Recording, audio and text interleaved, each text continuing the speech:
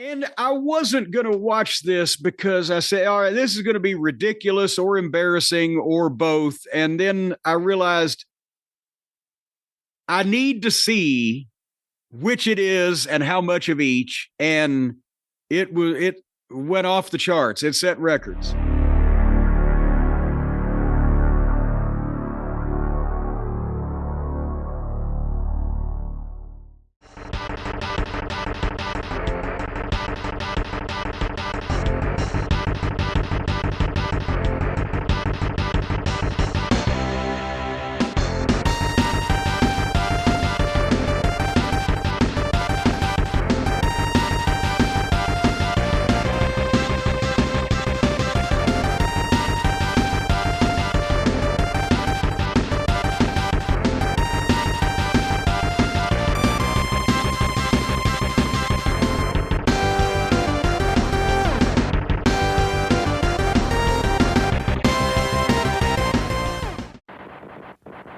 Hi guys, welcome back to the channel, welcome back to the Retro Wrestling Room. This is the series where we look back at all the matches that Dave Meltzer from the Wrestling Observer newsletter has rated 5 stars or more, and then we see if we agree with that rating or not. Today we are going to look at the first of not just one, not two, but 3 5-star matches that took place at AEW Revolution. Today, we are going to look at the conclusion to what people are calling one of the greatest feuds AEW has managed to put together. This is the Hollywood ending. This is Toni Storm versus Mariah May. As always, I am joined by the Orange Cassidy to my Rizzler, Vicky through the Looking Glass. Hi guys. How you doing today, kiddo? I'm good, thanks. You?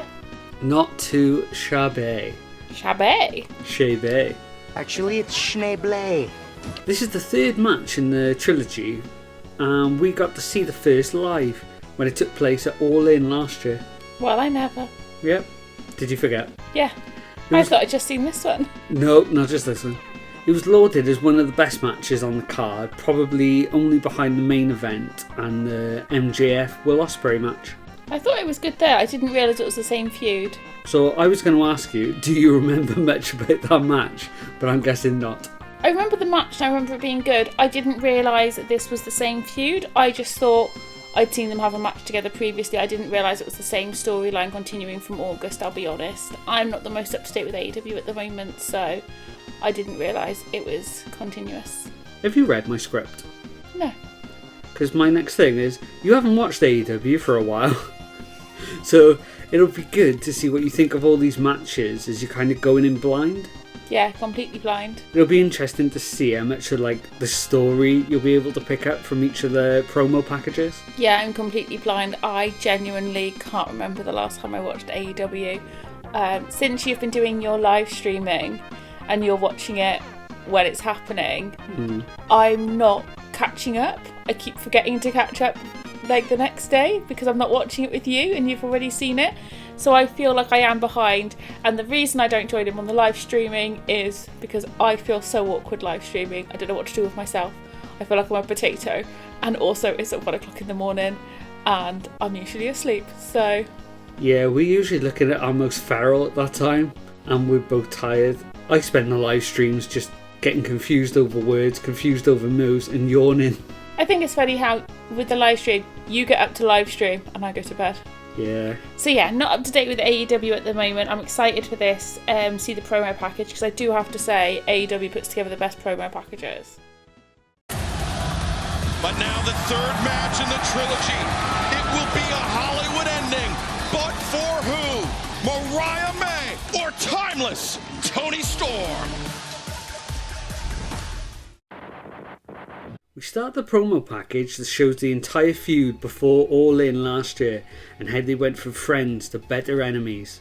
What did you think of the promo video? I thought it was really good. One of the key takeaways I've made is they said, look what you made me do, and it gave me Taylor Swift vibes. Don't know if you would have picked up on them saying the line. No. My favourite part of the promo package was right at the end when Renee Paquette says, I pray that you both don't get hurt, and then they both said, pray for her. It was such a good line. Yeah. I really liked it. I really like Renee. I've got a lot of time for her, so I was like, yes. You've always liked Renee. Yeah. Always had time for her. And I also liked that it was an Anywhere Goes, because it's odd for a women's match to have an Anywhere Falls match. I was trying to think if I could remember any from back in the day. I don't know whether maybe Trish had one back in the Attitude Era, maybe, for an Anywhere Falls. I couldn't think, but that's the only person I thought might have. Mariah May is the first to make her way to the ring, wearing a white veil and lay some flowers next down to a picture of Mariah cradling Toni's head as she's bleeding everywhere. As she walks to the ring, we get a flash of flames on the stage, which for some reason struck out to me because they just seemed out of place. The only thing I could think of, and it's a bit morbid, but if this is set up to be like Toni's funeral, then the flames are got to be like the cremation. Yeah, that's exactly the vibe I got. Oh, is it? Yeah, because that's why she had the picture, because the picture was like at a funeral, and that's why she had the flowers laid down as well. Yeah, but I mean... The flames. The flames. That's the it was only just thing. Savage. Yeah, that's the only thing I could think of. The screen turns to monochrome as the champion comes out onto the stage. Before Toni can even start to come down the ramp, Mariah has made a mad dash towards her, and we got a brawl on the stage. Mariah slams the back of Toni's head on the stage and gobs in Luther's face. She's like a damn camel, this one. She's always spitting. I didn't expect that. Took me by surprise. She's like a damn camel. She is. Well, remember that little guy, Pob? Remember him? No. Oh, he was a little puppet thing and he used to spit at the screen. It was gross. No, I don't remember that. On an unrelated note, bringing it back from spitting puppets, I put yes for Aubrey refereeing this match. Love Aubrey. And also thought JR is sounding a lot better. Because there was a time when he was sounding like unwell. He looked it, but he also sounded it, and I thought he sounded really good tonight. Mariah looks for a suplex off the stage, but it's blocked. Mariah then turns it into a DDT. We then get a shot of your girl, Aubrey. Jumped the gun a little bit. You can tell this isn't rehearsed. Mariah then pulls out a taser. Luther tries to intervene, but gets a boot to the groin. I thought the Luther spot was really good. Yeah? The whole spot with him going over the table, everything. Why did you like that bit so much? I just thought that it looked believable. And it also meant that they didn't have to use the taser. It kind of involved the taser. So you had the effect of it without anyone getting tasered, because that goes through me. He also gets hit with a drop kick, which sends him flying over one of the tables set up on the stage. I'm so sorry. This podcast is feral. I'm so sorry, guys. I haven't seen this script. I'm just chatting as I go. I'm going to shush and just talk to when he nods at me, I think. This was the first time I got worried during the match, because Mariah seemed to really smack the back of her head and her back on the stage. Yeah, it looked painful. It really looked painful. I think it's so shiny as well, you could just feel it. Like the floor was really shiny. Was shiny. No, the floor was really shiny. So like you could feel it like being slippy. And I could imagine slipping and hitting my head on floor like that. It didn't look remotely soft. You know, like when you're like by the ring, and even if they haven't got pads, it still looks a bit softer. Mm. Whereas that just looked painful. Mariah moves gingerly back towards Toni, who meets her with a slap, and then Bubba bombs Mariah off the stage through some tables. That was a big clean drop. I liked it. It looked believable.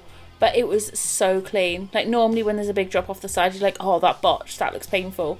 That looked like it went wrong. But that looked perfect. 10 out of 10.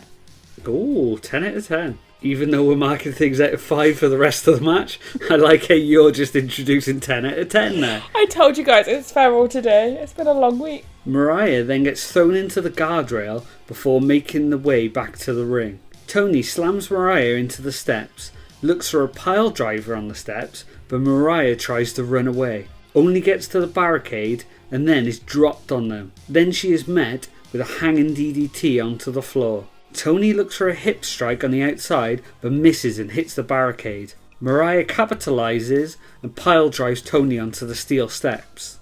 I do love a women's hardcore match. I'm not sure I've seen one before, off the top of my head. JR said it's the most physical match he's seen in his 50 years in wrestling. Can you think of any other women's hardcore matches? I was thinking back to the Attitude Era, and although there was a ton of hardcore matches, the women just tend to have bra and panties matches. They didn't have any hardcore. It was like, I don't know if China or Ivory or maybe did back in the day, but I can't think. Like, I don't remember any in the American promotions at that time. Nothing like this. Like, they had like crazy matches in Japan, like exploding barbed wire matches between people. even, between women. Nothing over here really. AEW have done a few. I know Britt Baker's been in one. I think she was in one with maybe the Bunny. Willow was in one with Chris Statlander. That was really good. I think there's been like a few mixed hardcore matches, but Yeah. I couldn't think of many women's ones off the top of my head. Not older ones, definitely not. This is where we get a shot of Toni, who's pouring buckets of blood. It's starting to look like the last AEW match we reviewed back a couple of years ago, the Cody versus Dustin one. Do you remember how much Dustin was bleeding in that one? Yeah, a lot. It's also rare that there's bleeding in a women's match as well. You don't normally see the women bleeding. Certainly not to that extent. Not to this extent, no way. I immediately put that it was giving me Final Girl vibes. 100%. It looks like a horror movie. Toni is then set up in the Tree of Woe in the corner, with a chair placed over her face, and Mariah hits her with Toni's own patented hip attack. Toni sits up and the camera focuses on her again, and she looks physically annoyed at the amount of blood that she's losing. It really does seem to be bothering her. I thought the shot was iconic though. I've never seen a shot like that in wrestling. I thought it was for a picture, for a still from a wrestling match, it's one that will stick. Yeah, definitely. As Mariah picks up Toni, she reverses straight away and hits a beautiful looking German suplex onto the challenger. Toni then goes to the outside and picks up a champagne bucket, which the cameraman helps us out and shows us that it's filled with broken glass. I thought it was going to be thumbtacks. I'm not going to lie, I was relieved when it was glass, because I always think glass isn't as bad in my head. Because thumbtacks, it's like Lego. If you stand on one, it's going to go in. There's not many ways with thumbtacks you can avoid it going in. Even if they go sideways, it's still going to get you. Whereas glass, if it's flat, it's still awful. But it's not as bad. And especially when it's the fine dust glass. Yeah, it's going to irritate you, and it's probably going to take a week to get it all out.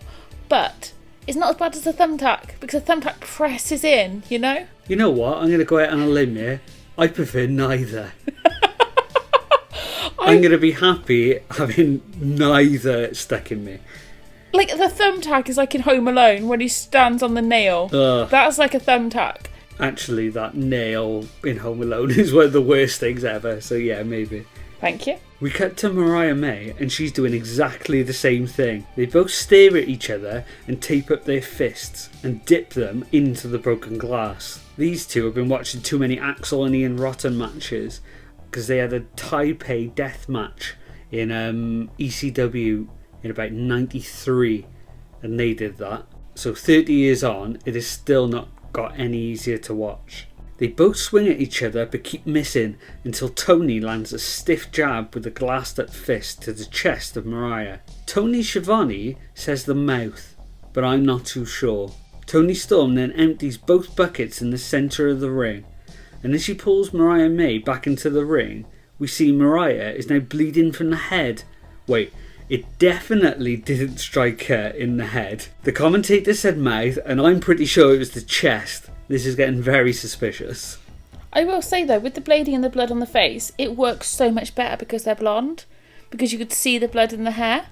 It's the Ric Flair effect. Yeah. Toni then grabs some of the glass and starts raking it across Mariah's head.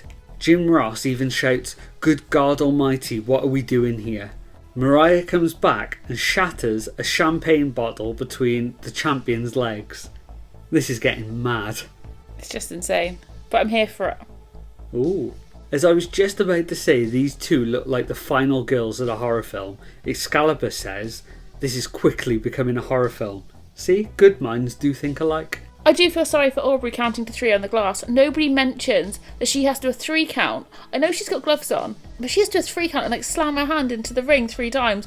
No one comments on that, and I just feel sorry for her. As Toni is placed on the top rope, Mariah starts to gnaw at Toni's bloody forehead. Mariah is pushed off, but comes back with a Trish Stratus style head scissors off the top rope, and Toni Storm comes crashing down onto all the broken bits of glass in the ring. Mariah then hits a Michinoku driver, or the Mayday, onto the glass, but we can still only get a 2 count. We then cut to a shot that will probably get shown in clips forever.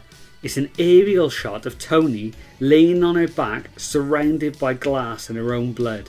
It's like a real life crime scene photo.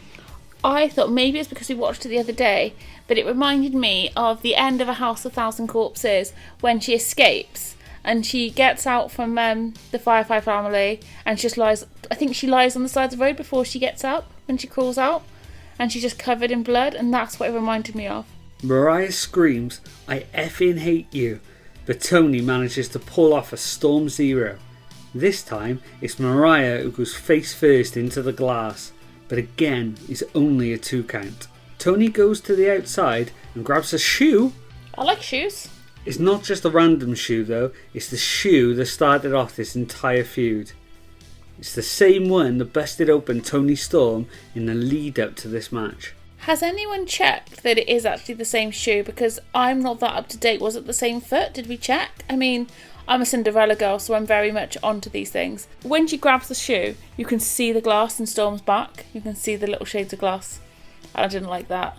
Toni catches Mariah on the stage and starts to slam the women's title across the challenger's back. As Toni is screaming at Mariah, holding the shoe above her head, looking to deliver the final blow, Mariah pulls out another Mayday on the stage, but it's not enough to win. At this point we get huge AEW chants and "This is awesome" chants. This is awesome. I concur. Ooh. Toni fights back again and grabs the shoe. She viciously slams it into Mariah's face over and over again. She then gets Mariah into the Storm Zero position and lands it through a table to finally put her away for the 3 count, which good old JR shouts, "Thank God it's over." Excalibur adds the champion leaves Tinseltown draped in gold but drenched in blood, as Toni stays laying down on her biggest ever rival. In an eerie touch, as Toni starts to come around, she looks at Mariah and decides to stay on top of her just a little bit longer, as if that she's not quite ready to let her go just yet. Garbage on a scale of garbage matches that you don't normally see. So Vicky, what did you think of the Hollywood ending match? Terrible, 1 star. You're a liar. No, I put this one of the best women's matches I've seen in a very long time. Wow. One of the best women's matches ever. Not ever. I said in a long time that I've seen. Okay. Might be ever. I don't want to comment on that because I'm not good at remembering matches, but it's definitely one of the best I've seen in a very long time. Did you like the fact that it wasn't a 35-minute epic? Yeah. I don't think wrestling matches need to be. I think this match was, 13 minutes? But it was storytelling. It was a good match. It was fast-paced. Long matches, I get really distracted and get really bored. I mean, and that's whether it's on TV or from at home, whatever. I get really bored. I don't have the attention span for a 35-minute match, especially when like a pay-per-view's 4 hours. Unless it's a rumble, there's no need for me to ever have a match that's that long. So I think, yeah, being a shorter match was definitely worked in its favour. And I think if it had gone on for 30 minutes, it wouldn't have had the same effect. What would you give it out of 5? 5. 5 stars? Okay, I agree. I think this is a 5-star match. I think it was perfect for what it was, but I still think it's a 5-star match. But I think if it had even like 3 or 4 minutes longer, I think it would have made it even better. You can't have better than 5 stars. Stop it. No, it still would have been 5. It still would have been perfect, because this is perfect for what it is. It's perfect. It's a perfect 13-minute match. But I think I would have enjoyed it more. I probably could have watched another 3 or 4 minutes. I don't feel like I would have got bored. But I like that it was shorter. I like a short, punchy match. So give me any match under 15 minutes and I'm happy. 20 minutes is my maximum. So yeah, I'll give you that. You could have had up to 20. Do you want to review a couple of Iron Man 1 hour matches? Good God, no. Especially when it's like an hour match and then they're like, time's up, it's a draw. Ugh, makes me feel physically sick. Nice. I feel like I've wasted an hour of my life. It doesn't matter how good a match is, there needs to be a winner. There is a time limit, so you have to have a winner. You can't just have it as a story. An hour and it's a draw. Nah, absolutely not. Not having it. I'm not having it. I put my foot down. You know you like facts. I do. This is a good fact. Unbelievably, this is the first women's match to ever receive a 5-star match rating outside of Japan. Well, I never. Can I also say, how long were the other 2 matches in the feud? I bet the whole feud's under an hour. I think the Grand Slam one was the second longest, and I think the All Out one was the longest. And that wasn't 20 minutes, so yeah, they got to be under an hour. So if the whole feud was like 45 minutes, absolutely buzzing. That's what wrestling needs. It'd probably be an hour with the promos on the TV in between. If you cut it all together and chopped like the little bits here and there in the filler sections. Maybe 2 hours if you include any ring segments of them talking. I think the whole thing could be 2 hours. I'm amazed there's not been any other women's matches 5-star. Yeah, this is the very first one. Well, I never. What did you give the match? I gave the match 5 stars as well. So None of this 6-star malarkey? No. And the good thing about these 3 matches from this pay-per-view that got 5 stars, they all got 5 stars. There was no 5.5s, there was no 6 stars, just 5 stars. I know there's no camera on, guys, but I am sat here very smug because he chooses what he rates them out of. He could have given him a score out of 10, like me saying it was 10 out of 10. If you give it a score out of 10, you can then have 6 out of 10. You can have 10 out of 10. Or you could give it a percentage, and then you can have 5.5, because you can have 55%. But if you're doing 5 stars, you can't have half a star. If it's a planet, if you think logically about a star, you're not going to cut a star in half in the sky, are you? No, it has to be a full star. It should be rated 5 moons out of 5. And then you got the little crescent moon. Yeah, because it's like 5 1/4. No. No, okay. It's 5 stars, and I'm happy that they're all 5 stars. May and Storm did a brutal bloodbath match, maybe the bloodiest women's match on a PPV show in US history. The crowd loved it. This was a Falls Count Anywhere match billed as the Hollywood ending, or basically the end of this feud. They produced a great blow-off, but it was too early to end this, and even as long as it had been going, the Australia match brought it up to a new level, and they should have rid that wave longer. After the pin, the screen flashed the end side, which got a big pop. I'm not a fan of this stuff with men or with women, but they had what is likely, if AEW presents its history right, with their all-time classic women's match. There have been a few better wrestled women's matches in the US, but this reached a level none of the others did, partially due to the storyline, but more due to the blood and violence and storyline. So what do you think of his remarks on this match? Again, I can't take him seriously because he doesn't know how to type. Yeah. It puts me off. It's so bad. It's not even like just typos, just the grammar in general. He should just put it into chat GPT. For somebody who writes about matches a lot, the fact that he spells match wrong. Anywhere math billed as the Hollywood ending. Yeah. I don't mean to criticise, but yeah, if he could get a editor, or just chuck it all into ChatGPT. No, I don't think he's saying the match finished early. Feud. He meant the feud. But again, the feud's been going on for a while, and I hate it when they drag things out. I think they're better to end a feud early and end it on a high, and then circle back to it. Yeah, they could always go back to this in like a couple of years' time. But I think if you keep it going for too long, people will get bored. Especially with AEW being smaller than WWE, like the fan base, when you've seen them have 3 matches, if it's a pay-per-view, are you going to want to watch them do another one? Are you going to want to watch them do another one? What else can they bring? What can they do differently? Are people just going to get fatigued? I feel like this is kind of the natural conclusion, really, for the feud. You mentioned what you mentioned about it being the bloodiest US women's match you'd seen. Just nice to see a women's hardcore match. Yeah, it makes a change, and one that's like actually really good as well. Yeah, but that's it. I just think with the feud, what else could they do? How can they elevate that? Where could they go from there? Unless they did like a steel cage match or a Hell in the Cell or something. So that's my thoughts. But I really liked it, and I kind of liked the card with the end because I thought with it being Hollywood, it made sense in that instance. Yeah, it made any other feud, it would have been ridiculous, but it worked for this. Yeah. Then we had Toni Storm, Mariah May, Hollywood ending. So the match was awesome.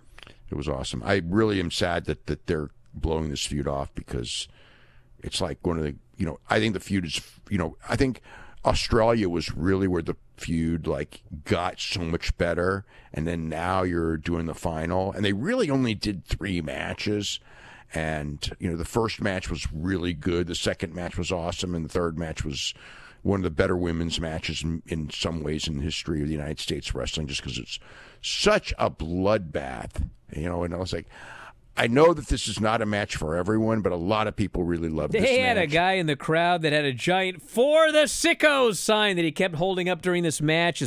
We had a double juice. They're both bleeding everywhere. Toni Storm bled so much. Oh, yes, she did. It was like watching Abdul the Butcher and Terry Funk. I mean, every bit. And then, they did all the gimmicks and everything. But, I mean, it was an incredible match. Like, really memorable, incredible match.